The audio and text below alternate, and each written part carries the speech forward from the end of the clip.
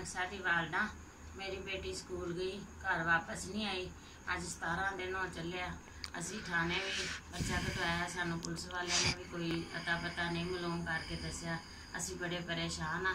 जो लोग लैके गए ने रजिया उर्फ रजो कालू ते उर्फ निका निका निका उन्होंने बहुत गंदे लोग ने, बहुत गंदा किरदार है उन्होंने। धंधा करवाते ने बच्चियों कोलों, जो लैके गए ना अगवा करके उन्होंने कोई सानू अता पता नहीं किसी ने दसिया उन्होंने, वो लै गए ने। सानू बड़े परेशान हाँ। सानू बेटी साडी मिलाई जाए, मेहरबानी है। असी बहुत परेशान होए हैं।